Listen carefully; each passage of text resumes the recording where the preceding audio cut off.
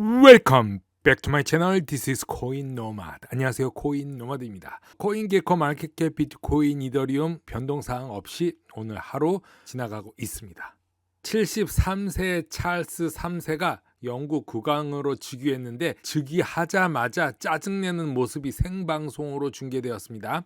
책상 위에 준비되어 있던 잉크병과 펜을 치우라는 손짓을 몇 번 했는데 이게 생방송으로 나갔습니다. 영국의 정신적인 지주였던 엘리자베스 2세 여왕은 서거했고 이제 73세의 찰스 3세가 영국 국왕으로 즉위는 했습니다. 신임 총리 리스 트러스는 영국의 대처로 평가를 받고 있지만 취임한 지 이틀 만에 에너지 비용 급등이 되고 첫 경기 부양책이 근본 해결이 아니라는 비판을 받는 등 위기에 직면해 있습니다. 영국의 최악의 인플레이션을 물려받았다, 이런 평가가 미디어에 나오고 있습니다. 이걸 과연 헤쳐나갈 수 있을 것인가?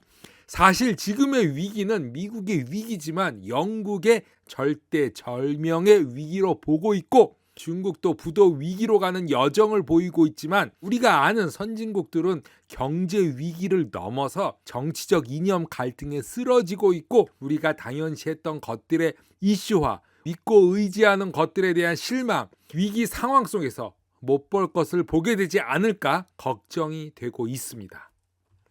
리플의 CTO 데이비드 슈왈츠는 APEC 디벨로퍼 서밋 2022에서 XRP 레저 인기의 비밀 레시피를 공개했습니다. APEC 서밋 2022는 XRP 레저 지지자들의 개발자를 위한 대규모 XRP 레저 중심 회의입니다. 데이비드 슈왈츠는 연설에서 XRP 레저의 장점은 속도, 수수료, 확장성에 있고 XRP 레저의 채택이 2022년에 시작될 것이다 라고 강조했습니다. 자, 이제 9월, 10월, 11월, 12월 4개월 남았는데 이 4개월 기간 동에도 채택이 많이 될 것이다, 이렇게 말하고 있는 것입니다.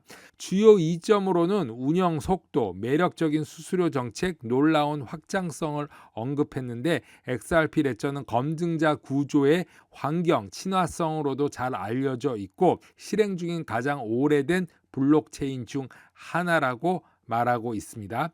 2012년부터 입증된 실적들이 있고 XRP 레저는 덱스가 내장된 최초의 블록체인이라고 강조하면서 토큰화와 유동성 관리를 위한 기능과 풍부한 도구 에코시스템이 있다고 말하고 있습니다.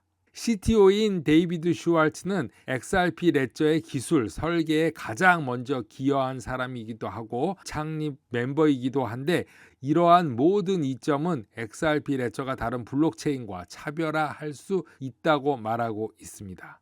앞으로 XRP 레저는 곧 새로운 프로그래밍 기능을 구현할 것이고 NFT와 DeFi 프로토콜이 곧 활성화되면서 DeFi와 NFT 기능들이 출시될 예정으로 보고 있습니다. XLS20 수정안은 NFT를 원활하게 지원하고 전송할 수 있는 기능으로 XRP 레저 시스템 자체를 강화할 수 있다고 말하고 있습니다. 리플 소송에 또 다른 그룹이 뛰어들었습니다. 제레미 호건은 더 챔버라고 불렀는데 이 디지털 상공회의소 챔버 오브 디지털 커머스가 리플 소송에 뛰어들었다고 설명을 하고 있습니다. 2020년 1월 블록체인 협회는 미국 SEC가 소송을 시작한 텔레그램을 상대로 한 소송에 대한 답변으로 아미쿠스 브리프를 제출하여 선례를 세웠습니다. 이전에 텔레그램은 계획된 토큰인 그램이 등록되지 않은 이유로 2019년 SEC에 의해 소송을 당했죠. 그리고 나서 메신저 앱 킥이 2017년 암호화폐 킨 토큰을 판매해서 불법적으로 1억 달러의 모금을 주장하면서 유사한 소송이 제기되었습니다. 그래서 이 킥의 킨 코인에 대해서 제가 1, 2년 전에 말씀을 많이 드렸습니다. XRP가 이렇게 전개될 수 있다. 하지만 그것에 비해서 상당히 복잡하게 긴 기간 동안 진행이 되고 있습니다. 이제 블록체인 산업 지지자 그룹인 디지털 상공회의소는 리플 소송에서 아미쿠스 지위를 추구하고 있고 이제는 아미쿠스는 크립토 로우의 설립자 존 디톤 이외에 두 번째로 디지털 상공회의소가 되었습니다. 이거에 대해서 존 디톤도 반갑게 언급을 했죠. 변호사 제레미 호건은 XRP 커뮤니티의 텔레그램 사건에서 제기한 것과 유사한 것들을 기대하라고 말하면서 논쟁은 XRP 판매가 증권일 수도 있지만 토큰 본질은 증권이 아닌 것으로 갈 수 있다고 말했습니다. 약간 다른 방향으로 소송이 진행될 가능성도 있다는 것이죠. 변호사인 제임스 K. 필란도 텔레그램 및 킥 사건에서 디지털 상공회의소가 제출한 아미쿠스 브리프를 트위터에서 공개하면서 그 당시 SEC는 적어도 일부 디지털 자산이 증권이 아니며 증권법에 따른 특정 자산의 상태가 시간이 지남에 따라 바뀔 수 있음을 인정했다고 말하면서 지금 XRP 사건에서 이러한 것들이 유리하게 작용할 수 있다 이렇게 보고 있는 것입니다. 이더리움 스케일링 솔루션 폴리곤 매틱은 올해 암호화폐 침체를 활용하여 더 많은 직원을 공격적으로 고용할 계획으로 알려졌습니다.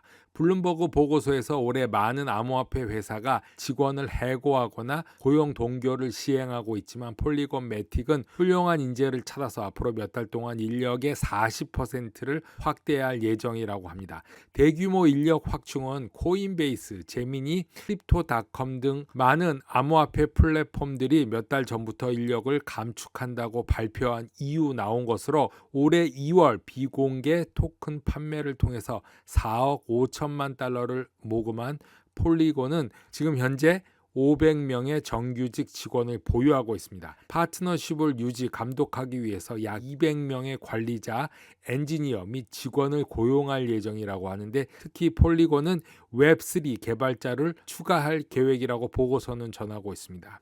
전반적인 기술 인재로서 웹2 기술을 가진 사람도 채용하기 어렵고 특히 웹3 기술은 아직 구축 중인 것이기 때문에 원하는 우수한 인재를 고용하기 어렵다고 말하고 있습니다. 일전에 폴리곤은 NFT 런치패드 원 플래넷에서 30명 가까이 개발자를 빼돌려서 비난을 받았지만 폴리곤 인사 담당자는 아마존 일렉트로닉 아트 그리고 유튜브 같은 대기업에서 인재를 받아들였을 뿐이라고 언급하고 있습니다. 싱가포르 최대 은행 DBS가 샌드박스 메타버스 토지를 매입하였습니다. 싱가포르에서 가장 큰 은행인 DBS는 애니카, 모카 브랜드의 자회사이자 분산형 게임 가상세계인 샌드박스와 파트너십을 발표했습니다. 파트너십의 일환으로 DBS는 메타버스에 참여하기 위해서 샌드박스 메타버스의 가상 부동산 단위인 랜드의 3x3, 3x3 플롯을 구입하여 더 좋고 지속 가능한 세계를 구축하는 대화형 메타버스 베럴 월드를 개발할 것이라고 언급했습니다. DBS CEO 굽타는 애니카 모카 브랜드와의 파트너십은 메타버스에서 가능한 것의 한계를 뛰어넘는 흥미로운 협력의 시작을 의미하며 DBS는 더 샌드박스 파트너 관계를 맺은 최초의 싱가포르 회사이며 메타버스에 진출한 최초의 현지 은행이라고 말했습니다. 은행은 메타버스 이동을 탄소 중립적으로 만들기 위해서 탄소 상세권도 구입할 것이라고 말했는데 DBS 메타버스 이동은 웹3 공간에서 가장 최근에 이루어졌고 싱가포르 통화청으로부터 암호화폐 라이센스를 받아 이제 기관 고객을 DBS 디지털 거래소에 액세스할 수 있게 됐고 암호화폐 보관 솔루션도 제공할 수 있게 되었다고 설명하고 있습니다. 코인 노마드 오늘은 여기까지 하겠습니다. 감사합니다.